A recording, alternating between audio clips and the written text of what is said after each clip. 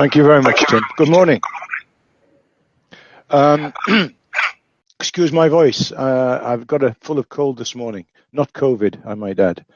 As Tim already alluded to, the IPPR commissioned the report on environmental justice, and I think I've put a handout available at the end of this conference for people to read, which is a summary of the Tees Valley jury and their thoughts and ideas on what this meant, and also the recommendations that they came up with. And it is genuinely worth reading. I would say also that this is a national report, and what you will read in the Tees Valley report is pretty much similar to just about everywhere else. There's some slight differences. I'm not going to bother with the slide. I had a slide, but one of their recommendations and very clear thoughts was around lifelong learning. Emma touched on this at the very beginning in terms of some of the recommendations that came through.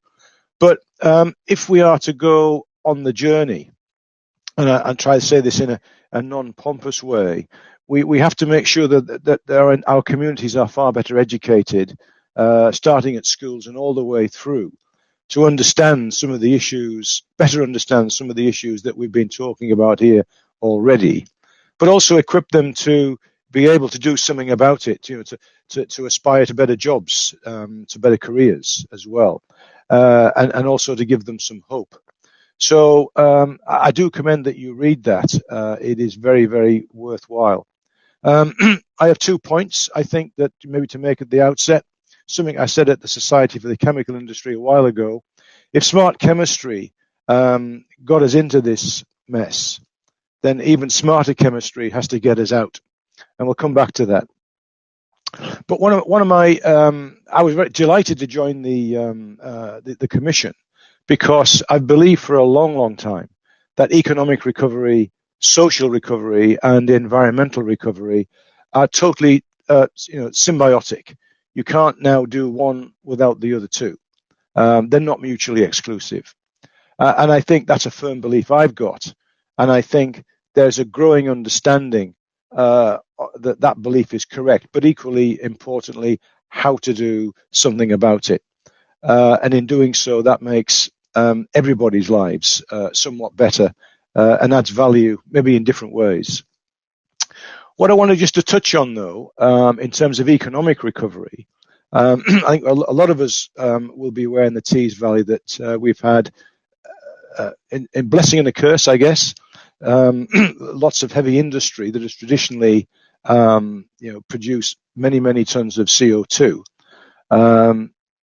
More recently, you will have heard now of something called Net Zero Teesside, which is a new gas-powered plant where CO2 is captured in the North Sea. We're moving now increasingly to wind power, offshore wind.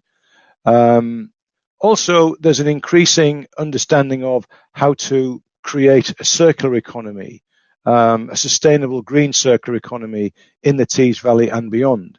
So we recycle polymer, we recycle steel, we recycle rare earth elements, we recycle batteries, and they all require smarter thinking than we have today. And I think alongside that, we then talk about the development of hydrogen, which is a particular facet of green power, which I've just been referring to. Because hydrogen actually then leads us into cleaner transport, into cleaner recycling, into cleaner energy systems. So that all requires a different approach to the one that we've had. We're in a transition, moving from traditional industries to new industries. Some of the skills are the same, and some aren't, and that's about learning those new skills. And I was minded earlier. Nature's been mentioned a few times now in this, and I think this is about, in terms of economic recovery, this is about engaging with nature. It's harnessing nature to be part of that economic recovery.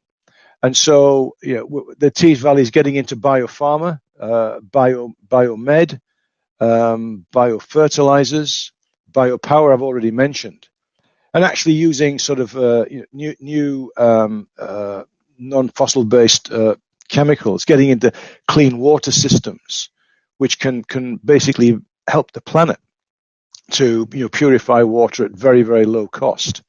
All that requires new thinking, new education, new courses. So this is a journey we're starting on. It's an exciting one, but nevertheless, I think it's very, very important.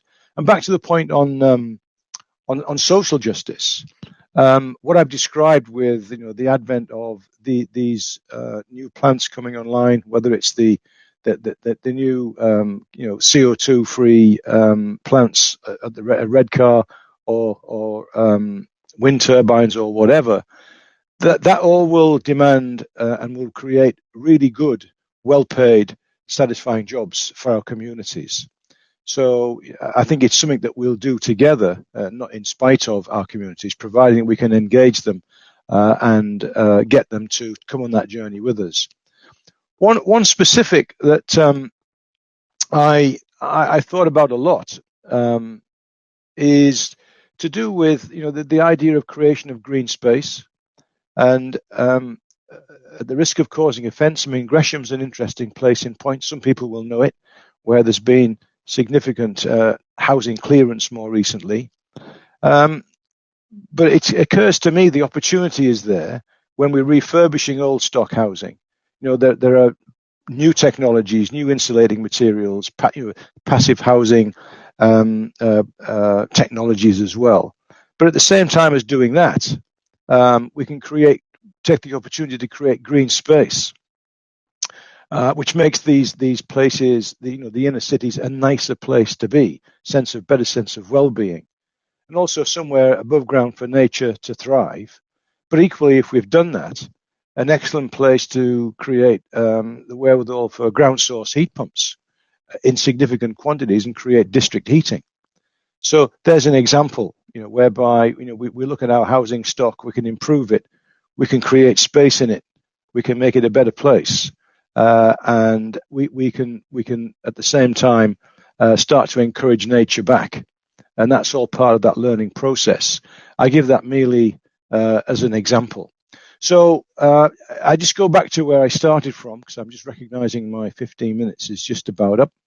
I think that economic and social environmental recovery are just have to be done together.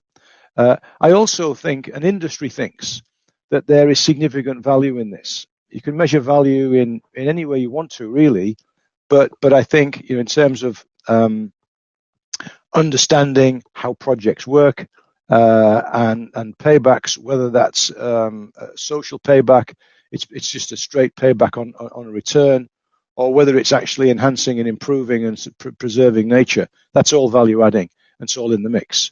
So I think that's kind of where I want to end, that on an optimistic note, that the economic recovery is underway.